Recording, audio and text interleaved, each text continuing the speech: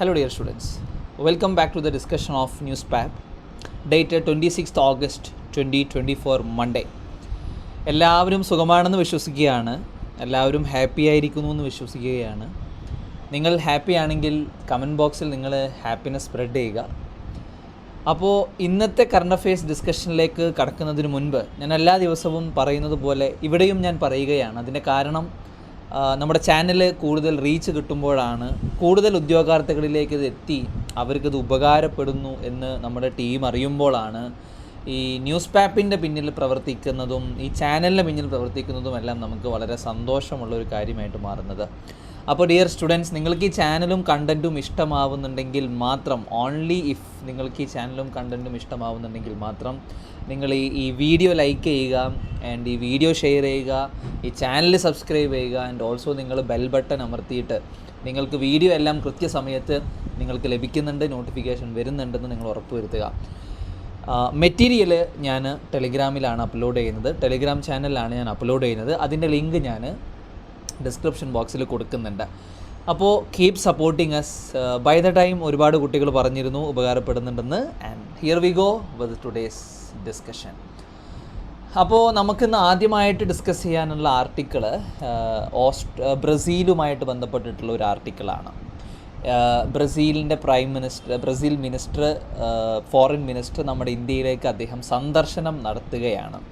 അപ്പോൾ അതുമായി ബന്ധപ്പെട്ട് എന്തൊക്കെയാണ് അത്തരത്തിലുള്ള ഒരു ബൈലാറ്ററൽ മീറ്റിങ്ങിൽ എന്തൊക്കെ കാര്യങ്ങളാണ് നമ്മുടെ ഗവൺമെൻറ്റും ബ്രസീലും തമ്മിൽ ഡിസ്കസ് ചെയ്യാൻ പോകുന്നത് എന്നുള്ളതാണ് നമ്മളിവിടെ പ്രധാനമായിട്ടും നമ്മൾ പഠിക്കേണ്ടത്. ഇതിൽ പ്രധാനമായിട്ട് വിഷയം വരുന്ന, അല്ലെങ്കിൽ പ്രധാനമായി ചർച്ച ചെയ്യാൻ പോകുന്ന ഒരു വിഷയം, ചില ഇന്ത്യക്കാർ സാപോലയിലെ എയർപോർട്ടിൽ കുടുങ്ങിക്കിടക്കുകയാണെങ്കിൽ സ്റ്റാൻഡേർഡായിട്ട് നിൽക്കുകയാണ്. അപ്പോൾ അതിന് ബ്രസീൽ പറയുന്ന വിശദീകരണം, ചില ഇല്ലീഗൽ മൈഗ്രേഷൻസ്, അൺഡോക്യുമെൻറ്റഡ് ഇമ്മിഗ്രൻസിനെ തടയാനുള്ള ഒരു കാര്യമായിട്ടാണ് ബ്രസീൽ പറയുന്നത്. പക്ഷേ അത് ഇന്ത്യയെ സംബന്ധിച്ചിടത്തോളം അത് വലിയൊരു കൺസേൺ ആണ്. കാരണം നമ്മുടെ ഇന്ത്യൻ ഡയസ്പോറ അല്ലെങ്കിൽ മറ്റ് രാജ്യങ്ങളിലുള്ള നമ്മുടെ ഇന്ത്യക്കാരുടെ കാര്യങ്ങൾ കൃത്യമായിട്ട് ഗവൺമെൻറ് നോക്കുമ്പോഴാണ് ഒരു ഗവൺമെൻറ് ആ രാജ്യത്തെ ഡയസ്പോറയെ കൃത്യമായിട്ട് നോക്കുന്നു എന്ന് പറയുന്നത്. അപ്പോൾ ഇത് ചെയ്തിരിക്കുന്നത്, ഇത് കേവലം ഇന്ത്യക്ക് മാത്രമല്ല, ഇന്ത്യ അടക്കമുള്ള ഏഷ്യൻ രാജ്യങ്ങളിൽ നിന്ന് ഇത്തരത്തിലുള്ള ഇല്ലീഗൽ മൈഗ്രേഷൻ തടയിടാൻ വേണ്ടിയിട്ടാണ് ഇത്തരത്തിൽ സ്ട്രിക്റ്റ് ആയിട്ടുള്ള ചെക്കിങ്ങുകളും പ്രൊസീജിയേഴ്സും എയർപോർട്ടിൽ നടത്തുന്നത്. അപ്പോൾ അത് പ്രകാരം ചില ഇന്ത്യക്കാർ അവിടെ കുടുങ്ങിക്കിടക്കുന്നുണ്ട്. പ്രധാനമായിട്ടും അത് നമ്മൾ ചർച്ച ചെയ്യും എന്നാണ് പ്രതീക്ഷിക്കുന്നത്.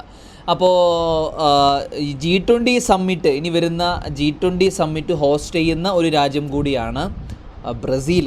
അപ്പോൾ PSC SSC ഒക്കെ പ്രിപ്പയർ ചെയ്യുന്നവരുണ്ടെങ്കിൽ അറിഞ്ഞിരിക്കുക, അടുത്ത G20 സമ്മിറ്റ് നടക്കുന്ന രാജ്യം, ഹോസ്റ്റ് ചെയ്യുന്ന, ആതിഥേയത്വം വഹിക്കുന്ന രാജ്യം കൂടിയാണ് ബ്രസീൽ എന്ന് പറയുന്നത്.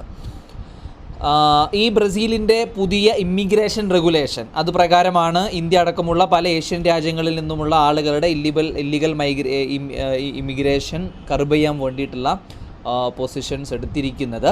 ഇനി എന്തുകൊണ്ട് ബ്രസീൽ അത് എടുക്കുന്നു എന്നുള്ളതാണ്. അതായത് ബ്രസീലിൽ വന്നുകൊണ്ട്, ഇത്തരത്തിൽ ഇല്ലീഗലായി വന്നുകൊണ്ട് പിന്നീട് US കാനഡയിലേക്കും അസൈലം സീക്ക് ചെയ്തിട്ട് പോകുന്നൊരു പ്രവണത ബ്രസീൽ പലപ്പോഴും എക്സ്പീരിയൻസ് ചെയ്തിട്ടുണ്ട്. And it is also a concern for them. അവർക്കതൊരു കൺസേൺ കൂടിയാണ്. കാരണം എന്താണെന്ന് വെച്ച് കഴിഞ്ഞാൽ US ജസ്റ്റിസ് ഡിപ്പാർട്ട്മെൻറ്റ് കൃത്യമായിട്ടൊരു കണക്ക് പറയുന്നുണ്ട്. ഈ റൂട്ടുകളിൽ ഏകദേശം 2013 69 ആയിരുന്നത് 2023 ആകുമ്പോൾ 4239 കണക്ക് പോകുന്നുണ്ട്. അത് തീർച്ചയായിട്ടും ആ രാജ്യത്തിൻ്റെ ഇൻ്റർണൽ സെക്യൂരിറ്റിക്കും പല മേഖലകളിലേക്കും ഒരു ചാലഞ്ച് ആവുന്ന ഒന്ന് തന്നെയാണ്. അതുകൊണ്ടാണ് ബ്രസീൽ ഇത്തരത്തിൽ ആക്ഷൻ എടുത്തിരിക്കുന്നത്, അതിൽ ഇന്ത്യക്കാരും പെട്ടിരിക്കുന്നത്. പക്ഷേ നമുക്ക് ബ്രസീലിനെ കുറ്റം പറയാൻ പറ്റുമോ? ഇല്ല. കാരണം അവർക്ക് കൺസേൺ ആവാനുള്ളൊരു റീസൺ അവിടെയുണ്ട്. ഇനി ഇന്ത്യയും ബ്രസീലും തമ്മിലുള്ള സ്ട്രാറ്റജിക് പാർട്ട്ണർഷിപ്പും ബൈലാറ്ററൽ റിലേഷൻഷിപ്പിനെയും കുറിച്ച് നമ്മൾ പറയുകയാണെങ്കിൽ 2006 ഇത് ബൂസ്റ്റ് ചെയ്യുന്നത്. ഇന്ത്യയും ബ്രസീലും തമ്മിലുള്ള ബൈലാറ്ററൽ ട്രേഡിൻ്റെ വാല്യൂ കഴിഞ്ഞ വർഷങ്ങളിൽ $10 ബില്യൺ മുതൽ 15 ബില്യൻ്റെയും ഇടയിലാണ്.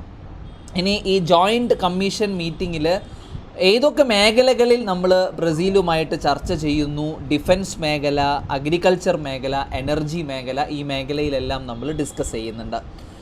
അപ്പോൾ ഈ ആർട്ടിക്കിളിൽ നമ്മൾ പറഞ്ഞിരിക്കുന്നത് അധികം കാര്യങ്ങളും ഒന്നുമില്ല. ബ്രസീലിൽ കുടുങ്ങിക്കിടക്കുന്ന ചില ഇന്ത്യക്കാരുടെ കാര്യം ബ്രസീലിൻ്റെ ഫോറിൻ മിനിസ്റ്റർ ഇന്ത്യ സന്ദർശിക്കുമ്പോൾ നമ്മൾ ചർച്ച ചെയ്യുന്നു.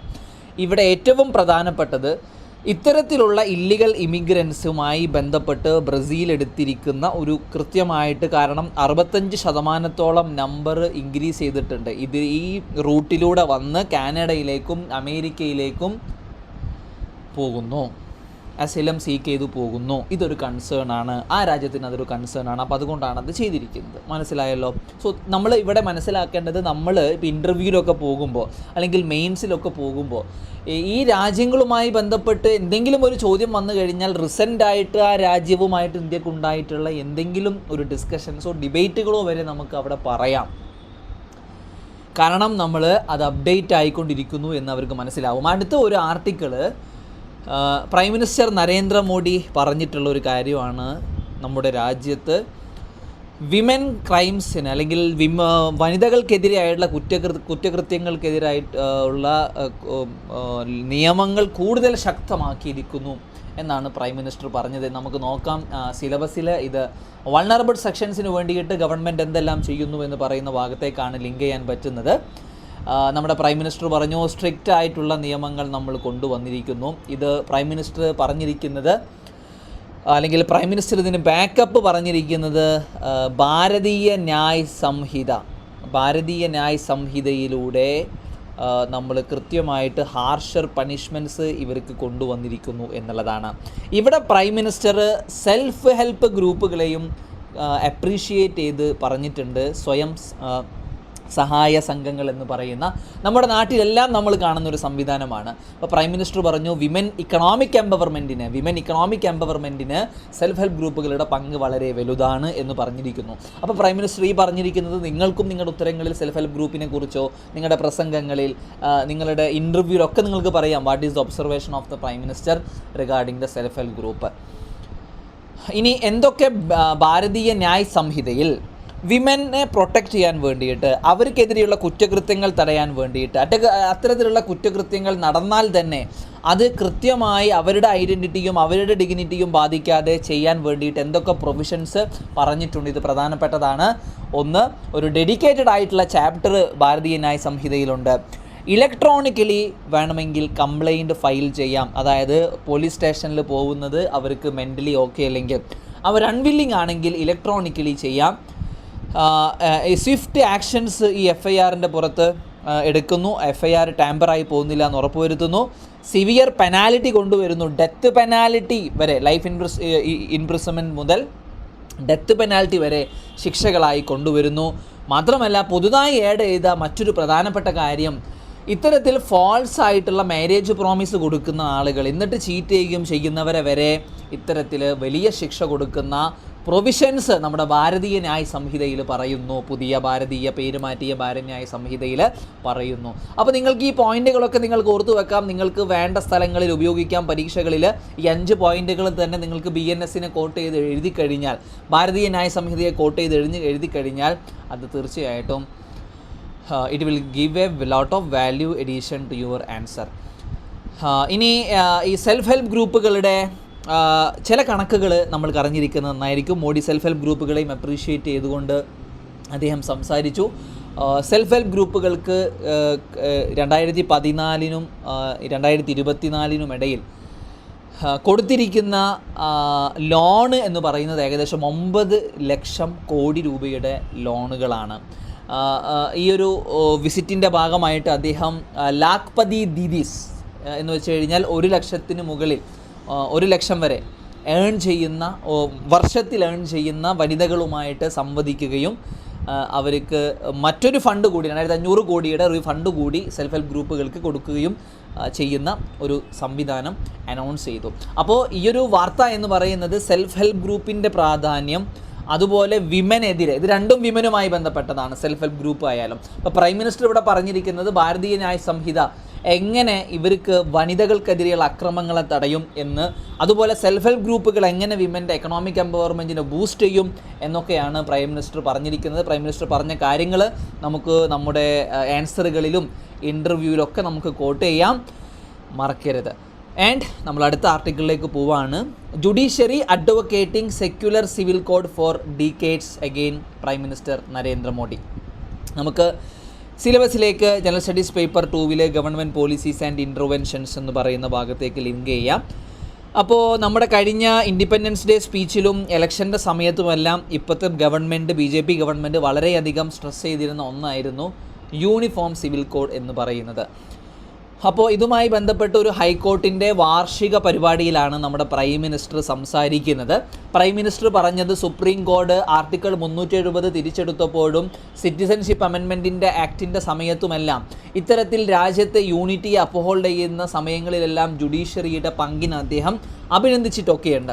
അപ്പോൾ ഇവിടെ എന്താണ് പ്രൈം മിനിസ്റ്റർ പറയുന്നത്? നമുക്ക് ഒരു സെക്യുലർ സിവിൽ കോഡ് വേണം എന്നാണ് പറയുന്നത്. അപ്പോൾ സെക്യുലർ സിവിൽ കോഡ് എന്ന് പറയുമ്പോൾ നമ്മളിത് കോൺസ്റ്റിറ്റ്യൂഷനിൽ എവിടെയാണ് പറയുന്നതെന്ന് നമ്മൾ അറിഞ്ഞിരിക്കണം, ഒരു കാരണവശാലും മറക്കരുത്. ആർട്ടിക്കിൾ 44 കോൺസ്റ്റിറ്റ്യൂഷൻ്റെ ആർട്ടിക്കിൾ 44 അത് DPSP directive principles of state പോളിസിയുടെ കീഴിലാണെന്ന് വരുന്നത്, മറക്കരുത്. ഇവിടുത്തെ ഒരു ചലഞ്ച് എന്ന് പറയുന്നത് DPSP എന്ന് പറയുന്നത് ജസ്റ്റീഷ്യബിൾ അല്ല. കോടതിയിൽ നിന്നും നമുക്ക് ഫണ്ടമെൻ്റൽ റൈറ്റ് വാങ്ങിയെടുക്കുന്നത് പോലെ നമുക്കൊരിക്കലും അത് വാങ്ങിയെടുക്കാനോ പിടിച്ചെടുക്കാനോ ഗവൺമെൻറ്റിനെ കൊണ്ട് ചെയ്യിക്കാനോ പറ്റില്ല. അപ്പോൾ അതുകൊണ്ട് തന്നെ അത് കൃത്യമായിട്ട് കോടതിക്ക് അത് ഇമ്പോസ് ചെയ്യുന്നതിൽ പരിമിതിയുണ്ട്. പക്ഷേ കോടതി പലപ്പോഴുമായിട്ട് അതിനെ സപ്പോർട്ട് ചെയ്തിരിക്കുന്നു എന്നാണ് പ്രൈം മിനിസ്റ്റർ പറയുന്നത്. അപ്പോൾ നമ്മളെ സംബന്ധിച്ചിടത്തോളം യൂണിഫോം സിവിൽ കോഡ് പറയുന്ന ആർട്ടിക്കിൾ പ്രധാനപ്പെട്ടതാണ്, നമ്മളത് അറിഞ്ഞിരിക്കണം. ആൻഡ് പ്രൈം മിനിസ്റ്റർ പറഞ്ഞ മറ്റ് കാര്യങ്ങൾ ആർട്ടിക്കിൾ 370 റിവോക്ക് ചെയ്തപ്പോൾ അവിടെയും അതുപോലെ സിറ്റിസൺഷിപ്പ് അമെൻമെൻറ്റ് ആക്ടിൻ്റെ സമയത്തെല്ലാം കോടതി ഇടപെട്ടതിനെ നമ്മുടെ പ്രൈം മിനിസ്റ്റർ അപ്പീൽ ചെയ്തിരുന്നു. പിന്നീട് അദ്ദേഹം ഭാരതീയ ന്യായ സംഹിതയെക്കുറിച്ച് പറഞ്ഞു. ഇത്രയും കാലം നമ്മൾ കൊളോണിയൽ ലീഗൽ മൈൻഡ് സെറ്റായിട്ട് നടന്ന നമ്മൾ ഇതാ ഒരു വലിയ സ്റ്റെപ്പിലൂടെ ഭാരതീയ ന്യായ സംഹിത എന്ന് പേര് മാറ്റുകയും ഇന്ത്യൻ പീനൽ കോഡിൻ്റെ പേര് മാറ്റുകയും നമ്മളതിൽ പുതിയ പ്രൊവിഷൻസ്, ഇപ്പം നേരത്തെ പറഞ്ഞതുപോലെ തന്നെ മാരേജ് ഓഫർ കൊടുത്തിട്ട് ചീറ്റ് ചെയ്യുന്നത് പോലും കൃത്യമായിട്ട് ശിക്ഷയുടെ കീഴിലേക്ക് കൊണ്ടുവന്നിരിക്കുന്നു. ഇനി നമ്മുടെ ലീഗൽ സിസ്റ്റത്തിനെ മോഡേണൈസ് ചെയ്യുന്നതിനെ കുറിച്ചും പറയുന്നു. ഇവിടെ നമ്മൾ 18,000 കോടതികളിൽ കമ്പ്യൂട്ടറൈസേഷൻ കൊണ്ടുവന്നിരിക്കുന്നു. 3000-ഓളം കോടതികളിൽ 1200-ഓളം ജയിലുകളിൽ നമ്മൾ വീഡിയോ കോൺഫറൻസിങ് ഫെസിലിറ്റീസ് കൊണ്ടുവന്നിരിക്കുന്നു. അങ്ങനെ നമ്മൾ ലീഗൽ സിസ്റ്റത്തെ മോഡേണൈസ് ചെയ്തുകൊണ്ടേയിരിക്കുന്നു. ഇതൊക്കെ നിങ്ങൾക്ക് എഴുതുക. ഇതൊക്കെ മെയിൻസിൽ ക്വസ്റ്റ്യൻ വരാൻ സാധ്യതയുള്ള ഭാഗങ്ങളാണ്.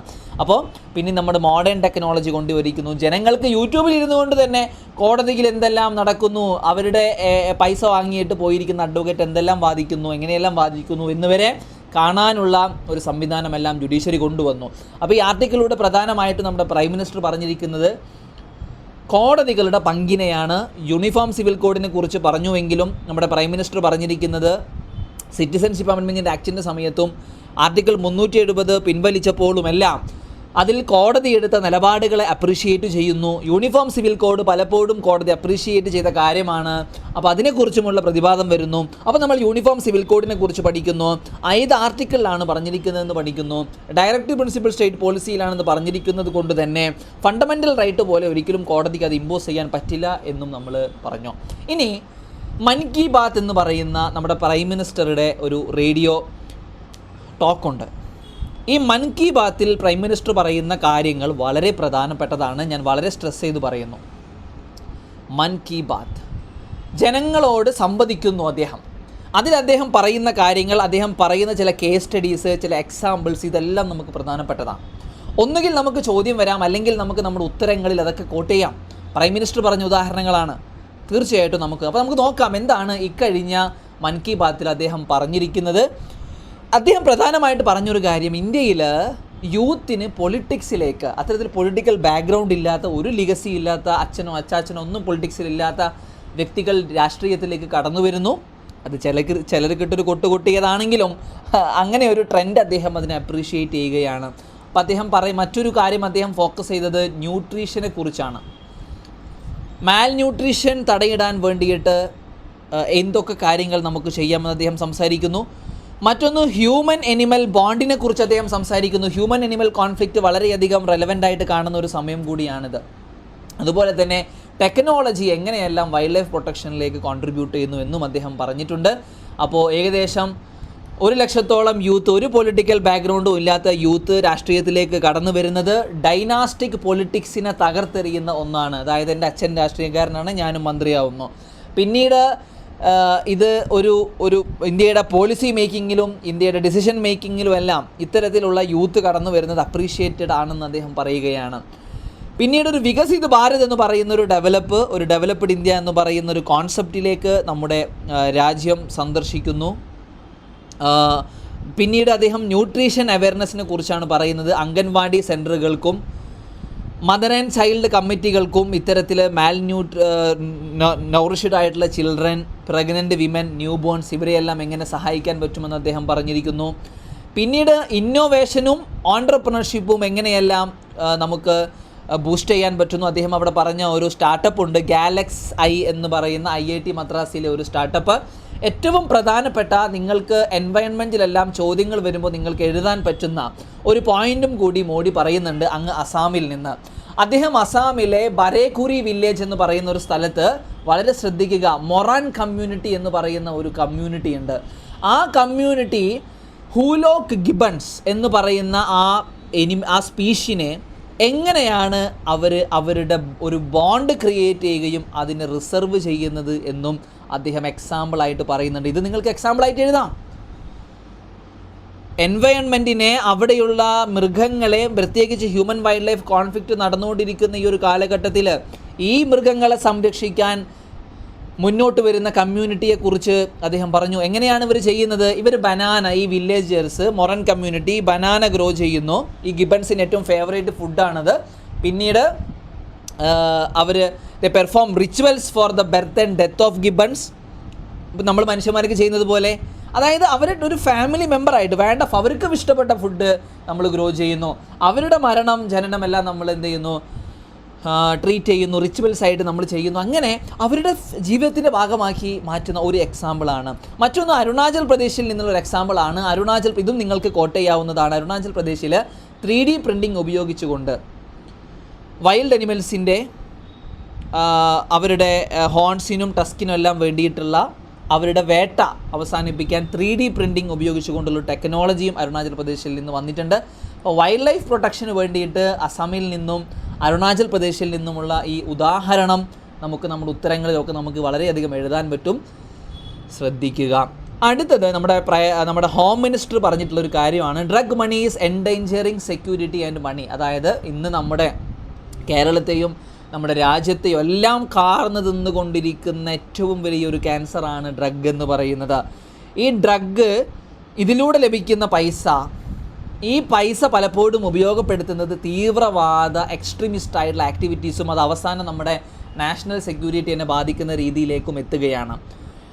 നാഷണൽ നാർക്കോട്ടിക്സ് കൺട്രോൾ ബ്യൂറോ, ഈ നാർക്കോട്ടിക്സ് കൺട്രോൾ ബ്യൂറോ എന്ന് പറയുന്ന ബോഡിയാണ് ഇത്തരത്തിലുള്ള ഡ്രഗ് ട്രാഫിക്കിങ്ങും എല്ലാം കോമ്പറ്റ് ചെയ്യാൻ വേണ്ടിയിട്ടുള്ള ബോഡി.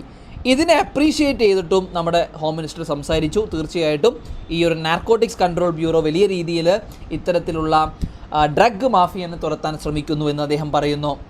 ഇതിൻ്റെ അടിസ്ഥാനത്തിൽ നമ്മൾ നാർക്കോട്ടിക്സ് കൺട്രോൾ ബ്യൂറോ എന്താണ് എന്ന് നമ്മൾ പഠിക്കാൻ പോവുകയാണ്.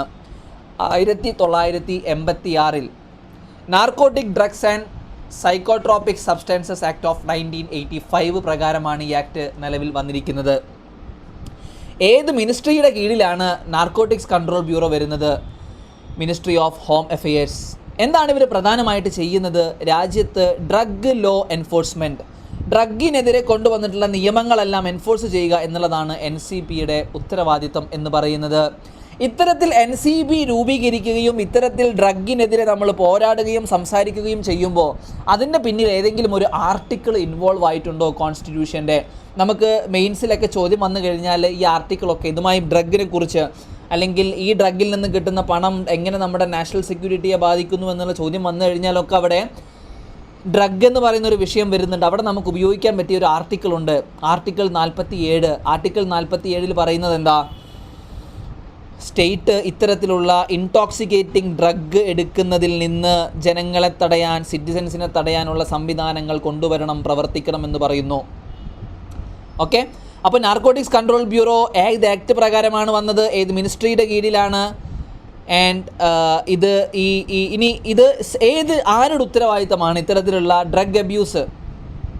സെൻട്രൽ ഗവൺമെൻറ്റിൻ്റെ കീഴിലാണ് വരുന്നത്. ഇനി മറ്റൊന്ന്, narcotics drugs and psychotropic substance act of 1985 എന്ന് പറയുന്ന ഒരു ആക്ട് പ്രകാരം എന്തൊക്കെ പ്രൊവിഷൻസ് വരുന്നുണ്ട്? ഒന്ന്, ഇത്തരത്തിൽ കാര്യങ്ങളിൽ ഇടപെടുന്ന ആളുകളുടെ പ്രോപ്പർട്ടി കോൺഫിസ്കേറ്റ് ചെയ്യാൻ narcotics drug and psychotropic substance act of 1985 പ്രകാരം അധികാരമുണ്ട്.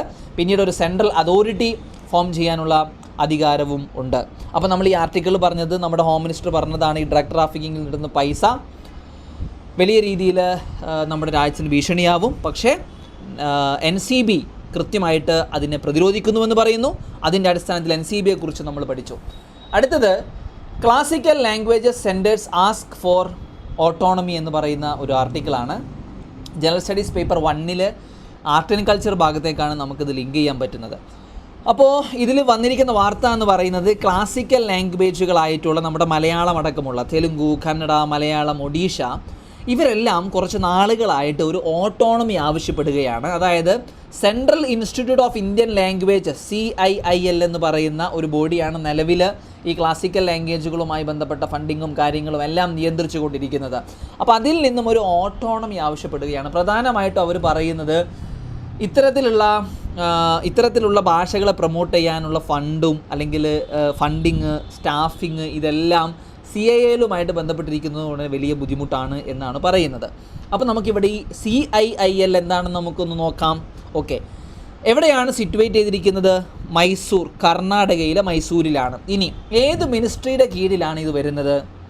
Ministry of human resource development. എന്താണ് ഇതിൻ്റെ ലക്ഷ്യമെന്ന് പറയുന്നത്? മൈനറായിട്ടുള്ള മൈനോറിറ്റീസ് യൂസ് ചെയ്യുന്ന അല്ലെങ്കിൽ ട്രൈബൽ ലാംഗ്വേജുകളെല്ലാം പ്രൊട്ടക്റ്റ് ചെയ്യുക എന്നുള്ളതാണ്. കേവലം ക്ലാസിക്കൽ ലാംഗ്വേജസ് പ്രൊട്ടക്റ്റ് ചെയ്യാൻ വേണ്ടി മാത്രമുള്ള ബോഡിയല്ല CIIL.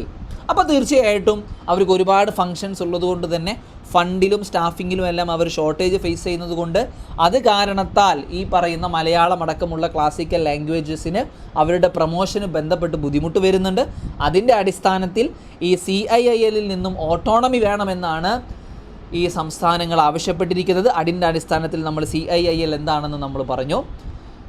ആൻഡ് അടുത്ത article, frequent mass wasting in Tibet a cause for worry in India. നമുക്ക് സിലബസിൽ ജനറൽ സ്റ്റഡീസ് പേപ്പർ 1 ഇമ്പോർട്ടൻ്റ് ആയിട്ടുള്ള ജിയോ ഫിസിക്കൽ ഫിനോമിന എന്തൊക്കെയാണ് എന്ന് പറയുന്ന സിലബസിൻ്റെ ഭാഗത്തേക്ക് നമുക്ക് ലിങ്ക് ചെയ്യാം. അപ്പോൾ ഇവിടെ പറയുന്നത്, ഒരു മാസ് വേസ്റ്റിംഗ് എന്ന് പറയുന്ന ഒരു ജിയോഗ്രഫിക്കൽ ഇവൻറ്റ്, അത് സെതോങ്പോ ഗലി, ടിബറ്റൻ പ്ലാറ്റ്വിയിൽ 2017 മുതൽ സംഭവിച്ചുകൊണ്ടിരിക്കുകയാണ്. അതിൻ്റെ കാരണം എന്ന് പറയുന്നത് റാപ്പിഡ് ആയിട്ടുള്ള വാർമിങ്ങും എർത്ത് ആക്ടിവിറ്റീസും ഒക്കെയാണ്. പക്ഷേ ഇത് ഇന്ത്യക്ക് ഒരുപാട് റിസ്കുകൾ ഉണ്ടാക്കുന്നുണ്ട്. ഇങ്ങനെ സംഭവിക്കുന്നതുകൊണ്ട് നമ്മുടെ നോർത്ത് ഈസ്റ്റേൺ റീജിയണിൽ ലാൻഡ് സ്ലൈഡുകളും റിവേഴ്സിൽ സെഡിമെൻറ്റേഷൻ ഓവറാവുകയും, പ്രത്യേകിച്ച് ബ്രഹ്മപുത്ര പോലെയുള്ള നദികളിൽ അത്തരത്തിൽ സംഭവിക്കുമ്പോൾ അത് പിന്നീട് ഫ്ലാഷ് ഫ്ലഡിലേക്കും ഒരുപാട് ജീവിതങ്ങളെ ബാധിക്കുന്നതിലേക്കൊക്കെ പോകുന്നുണ്ട്. അപ്പോൾ ആദ്യമായിട്ട് എന്താണ് ഈ മാസ് വേസ്റ്റിംഗ് എന്ന് പറയുന്നത്? മാസ് വേസ്റ്റിംഗ് എന്ന് പറഞ്ഞു കഴിഞ്ഞാൽ ഗ്രേവിറ്റി കാരണം ഈ മണ്ണും റോക്കും ഡൗൺ ഹില്ലിലേക്ക് മൂവ് ചെയ്യുന്നതിനെയാണ് നമ്മൾ മാസ് വേസ്റ്റിംഗ് എന്ന് പറയുന്നത്. ഈ സെതോങ്പോ ഗുള്ളി ടിബറ്റൻ പ്ലാറ്റ്വിയിലുള്ള അരുണാചൽ പ്രദേശിനോട് ബോർഡർ ആയിട്ടുള്ളതാണ്. ഇവിടെ നിന്നാണ് ഇത് സംഭവിക്കുന്നത്. ഇത് നമ്മുടെ ഇന്ത്യയെ ബാധിക്കുന്നു. ഇതിൻ്റെ റെസെൻ്റായിട്ട് ചില കണ്ടുപിടുത്തങ്ങൾ പറഞ്ഞു, ഏകദേശം 700 മില്യൺ ക്യൂബിക് മീറ്റർ ഓഫ് ഡെബരീസ് ഇതിലൂടെ വരുന്നു. ആ ഡെബരീസ് ബ്രഹ്മപുത്ര പോലെയുള്ള നദികളിലേക്ക് പോയി ഓവർ ഫ്ലഡിങ്ങിന് കാരണമാകുന്നു, ലാൻഡ് സ്ലൈഡിങ്ങിന് കാരണമാകുന്നു. പിന്നീട് ടെമ്പറേറ്റ് ചേഞ്ചസും ഒരു കാരണമാണ്. ഇത് ഇന്ത്യയെ എങ്ങനെ ബാധിക്കുന്നു? ഇന്ത്യയെ ബാധിക്കുന്നത് ബ്രഹ്മപുത്രയിലേക്ക് ഇതെല്ലാം ഫ്ലോ ചെയ്ത് പിന്നീട് അവിടെ ഫ്ലഡും അല്ലെങ്കിൽ ഈ പറഞ്ഞ ലാൻഡ് സ്ലൈഡുകളൊക്കെ സംഭവിക്കുന്നുണ്ട്. ഓൾറെഡി ബ്രഹ്മപുത്ര ഒരുപാട് സെഡിമെൻറ്റ് ക്യാരി ചെയ്യുന്നു. ആൻഡ് ഇതിൽ നിന്ന് വരുന്ന സെഡിമെൻറ്റും കൂടിയാകുമ്പോൾ അത് ഓവർ ബേർഡൻ ആവുകയും, അങ്ങനെ ഓവർ ബേർഡൻ ആകുന്നത് വഴി നമുക്കറിയാം ഒരു ഇക്കണോമിക് ഇമ്പാക്റ്റും കൂടി അവിടെ സംഭവിക്കുന്നുണ്ട്. പ്രത്യേകിച്ച് ഈ ബ്രഹ്മപുത്രയോട് ചേർന്ന് അവിടെയുള്ള ജീവിതങ്ങൾ, ഫിഷിംഗ് നാവിഗേഷൻ ചെയ്യുന്ന ആളുകൾ, അല്ലെങ്കിൽ അസ്സാമിലെ ബംഗ്ലാദേശിലെയും പ്ലെയിൻസ് ഇതിനെയെല്ലാം ബാധിക്കുന്നുണ്ട്. അപ്പോൾ നമ്മളിവിടെ ലാർജർ കോണ്ടെക്സ്റ്റിൽ മനസ്സിലാക്കേണ്ടത് ഈ മാസ് വേസ്റ്റിംഗ് എന്താണ് അത് ഞാൻ പറഞ്ഞു. ഈ മാസ് വേസ്റ്റിംഗ് എങ്ങനെയാണ് ഇന്ത്യയെ ബാധിക്കുന്നത് എന്നുള്ളതും ഞാൻ പറഞ്ഞു. അതുമായി ബന്ധപ്പെട്ട ഫാക്റ്റുകൾ ഞാൻ പറഞ്ഞു. എങ്ങനെയാണത് ബ്രഹ്മപുത്രയെ ബാധിക്കുന്നത്, എങ്ങനെയാണ് അത് ലാൻഡ് സ്ലൈഡിലേക്കും ഫ്ലഡിങ്ങിലേക്കും കോൺട്രിബ്യൂട്ട് ചെയ്യുന്നത് എന്നും ഞാൻ പറഞ്ഞു. അത് മറ്റ് ഹൈഡ്രോ പവർ പ്രൊജക്റ്റുകളെ അത് ഒരു ചാലഞ്ചായിട്ട് നിൽക്കുന്നുണ്ട്. പിന്നീട് ചില ഹിസ്റ്റോറിക്കൽ കോണ്ടെക്സ്റ്റ് പറയുന്നുണ്ട്. ഈ മേഖലയിൽ ഹിസ്റ്റോറിക്കലി വലിയ ഭൂകമ്പങ്ങളൊക്കെ ഉണ്ടായിട്ടുള്ള സ്ഥലമാണ്. അപ്പോൾ അതുകൊണ്ട് ഇത്തരത്തിലുള്ള ഈ ഒരു ചലഞ്ചിനെ അഡ്രസ്സ് ചെയ്യണം എന്നൊക്കെയാണ് ഈ ആർട്ടിക്കിളിൽ പറയുന്നത്. മറ്റൊന്ന് മിഡിൽ പാത്ത് എന്ന് പറയുന്ന ഒരു ആർട്ടിക്കിളാണ്. നമ്മുടെ യൂണിഫൈഡ് പെൻഷൻ സ്കീം നമ്മൾ ഇന്നലെ പറഞ്ഞിരുന്നു സിലബസിൽ. NPS മാറ്റിയിട്ട് ഒരു യൂണിഫൈഡ് പെൻഷൻ സ്കീം വരികയാണ്. നമ്മുടെ ഓൾഡ് പെൻഷൻ സ്കീമിനോട് സാമ്യം തോന്നുന്ന ഒരു പെൻഷൻ സ്കീമാണ്. ഇനി ഇവിടെ പ്രധാനമായിട്ടും ഇത്തരത്തിലുള്ള പെൻഷൻ സ്കീമുകളെക്കുറിച്ച് സംസാരിക്കുമ്പോഴെല്ലാം അത് ഗവൺമെൻറ്റിന് വരുന്ന ഒരു ഫിസ്ക്കൽ പ്രൊവിഡൻസ് എത്രത്തോളം ഉണ്ട്, ബാധ്യതകൾ എത്രത്തോളം ഉണ്ടെന്നൊക്കെ നമ്മൾ പറയാറുണ്ട്. അപ്പോൾ നമുക്ക് നോക്കാം എന്തൊക്കെയാണ് ഈ ആർട്ടിക്കിളിൽ. ഒന്ന് ന്യൂ പെൻഷൻ സ്കീമിനെ കുറിച്ച് പറയുകയാണ്. ഈ ന്യൂ പെൻഷൻ സ്കീം ഒരു മാർക്കറ്റ് ലിങ്ക്ഡ് പെൻഷൻ സ്കീമായിരുന്നു.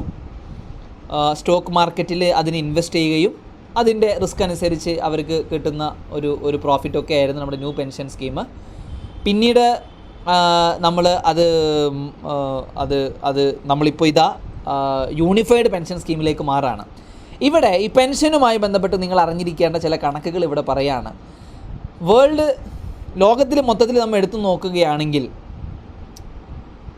ഈ മാർക്കറ്റ് ഇൻവെസ്റ്റ്മെൻ്റ് ആവട്ടെ അല്ലെങ്കിൽ ഗവൺമെൻറ് ഫണ്ട് ചെയ്യുന്നതാവട്ടെ, ഇത് ഒരു വലിയ ക്രൈസിസ് നേരിട്ടുകൊണ്ടിരിക്കുകയാണ്, വലിയ എക്സ്പെൻസ് നേരിട്ടുകൊണ്ടിരിക്കുകയാണ്. നമ്മുടെ ഇന്ത്യയുടെ കാര്യം പറയുകയാണെങ്കിൽ the total budget for pensions across Indian states and UTs in 2023-24 were 5,22,105.4 crore. ഏകദേശം നമ്മുടെ ടോട്ടൽ റവന്യൂവിൻ്റെ നമുക്ക് മൊത്തം നമ്മുടെ രാജ്യത്ത് ലഭിക്കുന്ന വരുമാനത്തിൻ്റെ 6 മുതൽ 21% എന്തിലേക്കാണ് പോകുന്നത്? ഈ പെൻഷനിലേക്കാണ് പോകുന്നത്. അപ്പോൾ ഇത് വലിയ സാമ്പത്തിക ബാധ്യത നമുക്ക് ഉണ്ടാക്കുന്നുണ്ട് എന്നുള്ള വസ്തുത നിങ്ങൾ അറിഞ്ഞിരിക്കണം. അങ്ങനെ ഉണ്ടാക്കുന്നുണ്ട് എന്ന് നിങ്ങൾക്ക് ജസ്റ്റിഫൈ ചെയ്യാനുള്ള ഒരു കണക്ക് കൂടിയാണ് ഞാനിപ്പോൾ ഇവിടെ പറഞ്ഞത്. ഓക്കെ, പിന്നെ ഈ ബഡ്ജറ്റ് ഞാൻ പറഞ്ഞൊരു ബാധ്യതയാണ്. ഇങ്ങനെ ബാധ്യതയാകുമ്പോൾ ഇത് കേവലം അവർ മരിച്ചു കഴിഞ്ഞാലും അവരുടെ ഫാമിലിക്കും അതിൻ്റെ നിശ്ചിത പെർസെൻറ്റേജ് പോകുന്നുണ്ട്. അപ്പോൾ ഇത് വരുന്ന ജനറേഷന് ഒരു വലിയ ബേർഡനായിട്ടും ഇത്തരത്തിലുള്ള പെൻഷൻ സിസ്റ്റങ്ങൾ മാറുന്നുണ്ട്. ഗവൺമെൻറ് എന്താണ് ഇതിന് ചെയ്യുന്നത്? ഇത്തരത്തിലുള്ള പെൻഷനിലേക്ക് സ്പെൻഡ് ചെയ്യുന്നത് കുറയ്ക്കാൻ വേണ്ടിയിട്ട് ഗവൺമെൻറ് അഗ്നിപത്ത് പോലെയുള്ള ഷോർട്ട് ടേം സർവീസുകൾ കൊണ്ടുവരികയാണ്. ഓക്കെ, അല്ലെങ്കിൽ കോൺട്രാക്ച്വൽ എംപ്ലോയ്മെൻറ്റ്, അല്ലെങ്കിൽ ഔട്ട്സോഴ്സ് ചെയ്യുക, ഇങ്ങനെയൊക്കെ കൊണ്ടുവന്ന പെർമനൻറ്റ് ജോബ് സിസ്റ്റം ഇല്ലാതാക്കുമ്പോൾ തന്നെ പെൻഷൻസിൽ നിന്നും കുറച്ച് നമുക്ക് കുറക്കാൻ പറ്റും. അപ്പോൾ ഇതൊരു വലിയ ഒരു ഫ്യൂച്ചർ ജനറേഷന് പ്രത്യേകിച്ച് ഒരു ബേർഡനായിട്ട് മാറുന്നു എന്നുള്ളതാണ്. പിന്നെ യൂണിഫൈഡ് പെൻഷൻ സ്കീം ഇവിടെ ഞാൻ ഇന്നലെയും പറഞ്ഞു ഏത് കമ്മിറ്റിയുടെ റെക്കമെൻഡേഷൻ പ്രകാരമാണ് കൊണ്ടുവന്നത്. TV സോമനാഥൻ കമ്മിറ്റിയാണ്. SSCക്കും PSCക്കും എല്ലാം ചോദ്യം വരും. യൂണിഫൈഡ് പെൻഷൻ സ്കീം പ്രകാരം ഒരു 50% average basic pay, half of the last drone salary കിട്ടുന്നു. ഒരു മിനിമം പെൻഷൻ ഓഫ് 10,000 ഉറപ്പുവരുത്തുന്നു. അവരുടെ ഫാമിലിക്കും ഒരു നിശ്ചിത അവർ മരണപ്പെട്ട് കഴിഞ്ഞാൽ അതും ഉറപ്പുവരുത്തുന്നു. ഇനി മറ്റൊന്ന് ഏറ്റവും വലിയ കൺസേൺ എന്ന് പറയുന്നത് ഫിസ്ക്കൽ പ്രൊവിഡൻസ്, അല്ലെങ്കിൽ ഒരു ഫിസ്ക്കലി വരുന്ന ജനറേഷൻ ഉണ്ടാക്കുന്ന ഒരു ബേർഡനാണ്. അപ്പോൾ ഈ ആർട്ടിക്കിളിൽ നമ്മൾ പ്രധാനമായിട്ട് പറഞ്ഞത് ന്യൂ പെൻഷൻ സ്കീം, അവിടെ നിന്ന് നമ്മൾ യൂണിഫൈഡ് പെൻഷൻ സ്കീമിലേക്ക് വരികയാണ്. എന്തൊക്കെയാണ് അതിൽ വരുന്ന മാറ്റങ്ങൾ? പക്ഷേ നമ്മൾ കൂടുതലും ഇവിടെ ഡിസ്കസ് ചെയ്തത് എങ്ങനെയാണ് ഈ പെൻഷൻസ് വരുന്ന തലമുറയ്ക്ക് ഒരു ഫിസ്ക്കൽ ബേർഡൻ ആയിട്ട് മാറുന്നത് എന്നൊക്കെയാണ്. അത്തരത്തിലുള്ള ഫിസ്ക്കൽ ബേർഡൻസ് കുറക്കാൻ വേണ്ടിയിട്ട് ഗവൺമെൻറ് എന്തൊക്കെ ചെയ്തിരിക്കുന്നു, അഗ്നിപഥ് പോലെയുള്ള നോൺ പെർമനൻറ്റ് സംവിധാനങ്ങൾ കൊണ്ടുവന്നിട്ട് ഗവൺമെൻറ് അതിനെ അഡ്രസ്സ് ചെയ്യാൻ വേണ്ടി നോക്കുന്നുണ്ട് എന്നാണ് പറയുന്നത്. അടുത്ത ഒരു article new age gateway devices the latest health threat എന്ന് പറയുന്ന ഒരു ആർട്ടിക്കിളാണ്. ഇവിടെ പറയുന്നത് ഈ ടൊബാക്കോ അല്ലെങ്കിൽ സിഗരറ്റ്സിൻ്റെ ഒക്കെ യൂസിനെ കുറക്കാൻ വേണ്ടിയിട്ട് ഇവിടെ ചില സിഗരറ്റുകളും vaping pens, electronic nicotine delivery systems, heat not burn, HNB ഇങ്ങനെ കുറേ ഡിവൈസസുകൾ കൊണ്ടുവന്നിട്ടുണ്ടായിരുന്നു. ടൊബാക്കോയിൽ നിന്ന് ആളുകളെ പിന്തിരിപ്പിക്കാനും ഒരു ഓൾട്ടർനേറ്റീവ് എന്ന രീതിയിലാണ് ഇത് കൊണ്ടുവന്നത് എങ്കിലും വലിയ രീതിയിൽ ഇതിലേക്ക് ആളുകൾ എഡിക്റ്റായി പോയിരിക്കുന്നു. മാർക്കറ്റിൽ അതെങ്ങനെ മാർക്കറ്റ് ചെയ്യപ്പെട്ടു, ചില ഫ്ലേവേഴ്സ് കൊണ്ടുവരികയും ഒക്കെ ചെയ്ത് ഇത് ഇപ്പോൾ ജനങ്ങൾ ഇതിലേക്ക് അഡിക്റ്റഡ് ആണ്, യൂത്ത് അഡിക്റ്റഡ് ആണ്. ഏതൊരു കാര്യവും അഡിക്റ്റഡ് ആകുമ്പോൾ സംഭവിക്കുന്ന അവിടെ മെൻ്റൽ ഹെൽത്തിനെ എഫക്റ്റ് ചെയ്യുകയും ആങ്സൈറ്റി, ഡിപ്രഷൻ, സോഷ്യൽ ഐസൊലേഷൻ ഇതിലേക്കെല്ലാം ഇത് കോൺട്രിബ്യൂട്ട് ചെയ്യുകയും ചെയ്യുന്നു. ഇനി ഒരു കണക്ക് പ്രകാരം യുണൈറ്റഡ് സ്റ്റേറ്റ്സിലെ ഒരു കണക്ക് പ്രകാരം നിങ്ങൾക്ക് എഴുതാൻ പറ്റിയതാണ്. യുണൈറ്റഡ് സ്റ്റേറ്റ്സിലെ ഒരു കണക്ക് പ്രകാരം സിഗരറ്റ്സ് എന്ന് പറയുന്നതാണ് ഏറ്റവും കൂടുതൽ ആൾക്കാർ യൂസ് ചെയ്യുന്നത്. ഏകദേശം 2.1 മില്യൺ, അത് കൂടുതലും സ്കൂൾ സ്റ്റുഡൻസ് ഇന്ത്യയിലാണ് കാണുന്നത്. അപ്പോൾ ഇതിലേറ്റവും കൂടുതൽ ഇപ്പോൾ അഡിക്റ്റഡ് ആയിക്കൊണ്ടിരിക്കുന്നത് ചിൽഡ്രൻ ആണ്. ഇത് വലിയ കൺസേൺ ആണ്. തുടക്കത്തിൽ ടൊബാക്കോയിൽ നിന്ന് ആളുകളെ പിന്തിരിപ്പിക്കാനാണ് കൊണ്ടുവന്നതെങ്കിലും ഇപ്പോൾ ഇതിലേക്ക് ആളുകൾ അഡിക്റ്റഡ് ആയി പോകുന്നു. മാർക്കറ്റ് കമ്പനികൾ അതിനങ്ങനെ മാർക്കറ്റ് ചെയ്യുന്നു, അതിനങ്ങനെ ഇൻട്രൊഡ്യൂസ് ചെയ്യുന്നു. ഫ്ലേവേർഡ് പ്രൊഡക്റ്റുകളാക്കി എല്ലാം കൊണ്ടുവന്നിട്ട് കുട്ടികളെ ഇതിലേക്ക് കൊണ്ടുവരുന്നു. ഇതിൻ്റെ പ്രധാനമായ പ്രശ്നമെന്ന് പറയുന്നത് മെൻ്റൽ ഹെൽത്ത് ഇഷ്യൂസാണ്. ഡിപ്രഷനും ആങ്സൈറ്റിയും സ്ട്രെസ്സും എല്ലാം കൊണ്ടുവന്ന് അവരുടെ പൊട്ടൻഷ്യലിനെ, അവരുടെ ഫ്യൂച്ചറിനെ അത് തകർക്കുന്നു. ഇതാ ഇവിടെ ഇന്ത്യയും ഇവിടെ ഒരു സർവേയുടെ ഫൈൻഡിങ്ങും പറയുന്നുണ്ട്. അഡോളസൻസ് കൂടുതലും ഇപ്പോൾ സിഗരറ്റ് യൂസ് ചെയ്യുന്നു. അതും എഴുന്നേറ്റ ഉടൻ 5 മിനിറ്റിൻ്റെ ഉള്ളിൽ അവർ സിഗരറ്റ് യൂസ് ചെയ്യുന്നു. അപ്പോൾ അവരുടെ ബ്രെയിൻ നിക്കോട്ടിനിലേക്ക് അത്രയും ഡിപ്പെൻഡൻ്റ് ആയിരിക്കുന്നു. ഇതും ഒരു നല്ല കണക്കാണ്. അപ്പോൾ ഈ പറയുന്ന നോൺ സിഗരറ്റ്സും ഇത്തരത്തിലുള്ള കാര്യങ്ങളൊക്കെ എങ്ങനെ നമ്മുടെ ഹ്യൂമൻ റിസോഴ്സിനെ ബാധിക്കും എന്നുള്ളതാണ് ഇതിൻ്റെ ലാർജർ കോണ്ടെക്സ്റ്റ്. കുട്ടികളാണ് ഇതിൽ കൂടുതൽ പെട്ടുപോകുന്നത്.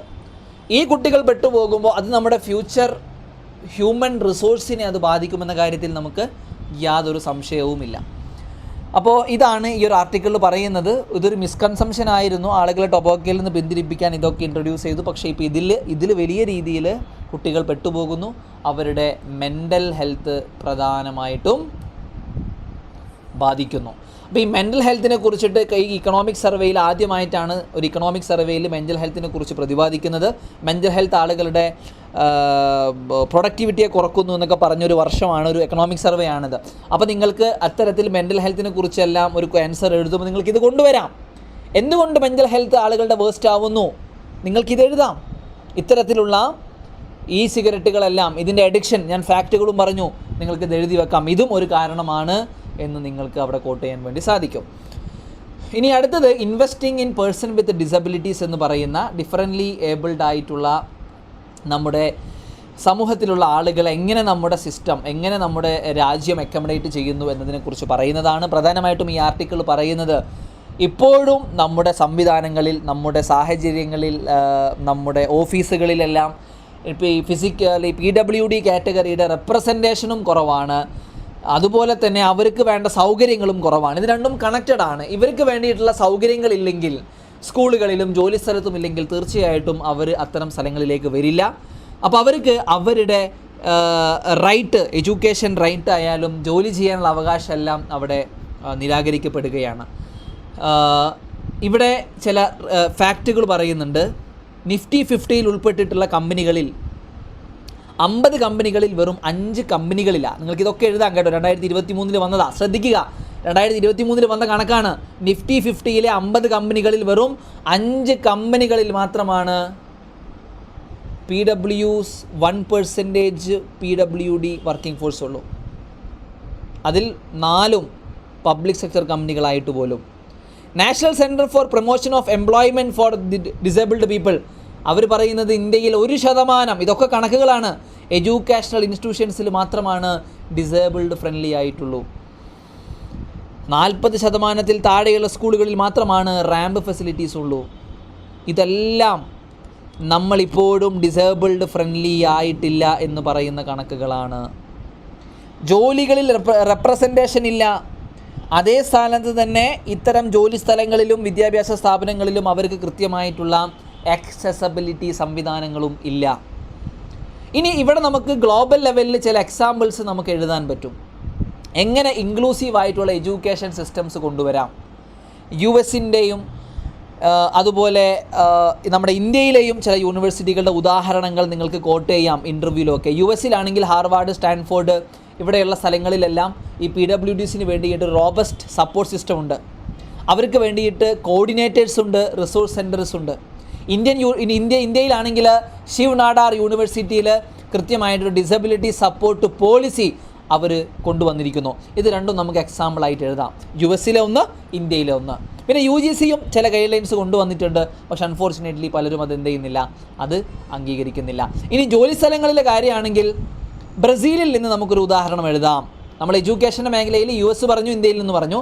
ഇനി എംപ്ലോയ്മെൻറ്റിൻ്റെ കാര്യത്തിലാണെങ്കിൽ ബ്രസീലിൽ അവിടെ നിർബന്ധമായിട്ടും 100 എംപ്ലോയീസിൽ കൂടുതലുള്ള കമ്പനികൾ 2 മുതൽ 5% വരെ വർക്ക് ഫോഴ്സ് എന്ത് ചെയ്യണം, PWDs-ൽ നിന്നായിരിക്കണം. More than 100 employees must ensure that PWDs constitute to 5% with penalties for non-compliance. അതായത് അത് അംഗീകരിച്ചിട്ടില്ലെങ്കിൽ പെനാൽറ്റി ഉണ്ടായിരിക്കും. ജപ്പാനിലാണെങ്കിലോ ഇത്തരത്തിൽ PWDs-നെ ഹയർ ചെയ്യുന്ന കമ്പനികൾക്ക് സബ്സിഡി കൊടുക്കുന്നു. അപ്പോൾ ഇതെല്ലാം നമുക്ക് എഴുതാൻ പറ്റിയ എക്സാമ്പിൾസാണ്. ഞാൻ പറഞ്ഞു മെയിൻസ് എക്സാമിലൊക്കെ എക്സാമ്പിൾ എഴുതുകയാണെങ്കിൽ വളരെ നല്ലതാണ്.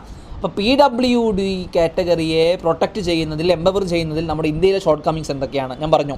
ഇനി നമുക്ക് വേ ഫോർവേഡിലൊക്കെ എക്സാമ്പിളായിട്ട് എഴുതാൻ പറ്റിയതാണ്. ജപ്പാൻ്റെ കേസ്, ബ്രസീലിൻ്റെ കേസ്, US-ൻ്റെത്, ഇതൊക്കെ നമുക്ക് എഴുതാൻ പറ്റിയിട്ടുള്ള കാര്യങ്ങളാണ്. ഓക്കെ. ഇനി ഇവർ നേരിട്ടുകൊണ്ടിരിക്കുന്ന ഏറ്റവും വലിയ ചില ഭീഷണികളുണ്ട്. ഒന്ന് ഡിസ്ക്രിമിനേഷനാണ്. സിനിമകളിലൊക്കെ ഇവരെ വളരെ മോശമായിട്ട് ചിത്രീകരിക്കുക. ഇതെല്ലാം ഇവർ നേരിട്ടുകൊണ്ടിരിക്കുന്ന ഭീഷണികളാണ്. അടുത്ത ഒരു article, China and Philippines clash in South China Sea yet again. ഇവിടെ ഈ സൗത്ത് ചൈന സീ എന്ന് പറയുന്നത് UPSCയുടെ പെർസ്പെക്റ്റീവിൽ വളരെയധികം ഇമ്പോർട്ടൻ്റ് ആയിട്ടുള്ള ഒരു കാര്യമാണ്. സൗത്ത് ചൈന സീ എന്ന് പറയുന്നത് കാരണം എപ്പോഴും ഇത്തരത്തിലുള്ള സീകളെ കുറിച്ചിട്ടുള്ള ചോദ്യങ്ങൾ വരാറുണ്ട്, നമ്മൾ കണ്ടിട്ടുണ്ട്. അതുകൊണ്ട് തന്നെ സൗത്ത് ചൈന സീയെക്കുറിച്ച് നമ്മൾ അറിഞ്ഞിരിക്കണം. ആദ്യം അറിഞ്ഞിരിക്കേണ്ടത് എവിടെയാണ് ഇത് ലൊക്കേറ്റ് ചെയ്തിരിക്കുന്നതെന്നാണ്. Is a part of western pacific ocean, south east ഏഷ്യയിലാണ് ഇപ്പോൾ സൗത്ത് ചൈന സീ എന്ന് പറയുന്നത് വെസ്റ്റേൺ പസഫിക് ഓഷ്യൻ്റെ ഒരു ഭാഗമാണ്. ഒന്നാമത്തെ പോയിൻ്റ്. ഇനി ഇതെവിടെയാണ് ലൈ ചെയ്യുന്നത്? സൗത്ത് ഓഫ് ചൈന, ചൈനയുടെ സൗത്തിലായിട്ടും വിയറ്റ്നാമിൻ്റെ ഈസ്റ്റേൺ സൗത്തിലായിട്ട്, ഫിലിപ്പൈൻസിൻ്റെ വെസ്റ്റിലായിട്ട്, ഐലൻഡ് ഓഫ് ബൊർണിയോയുടെ നോർത്തിലായിട്ട്.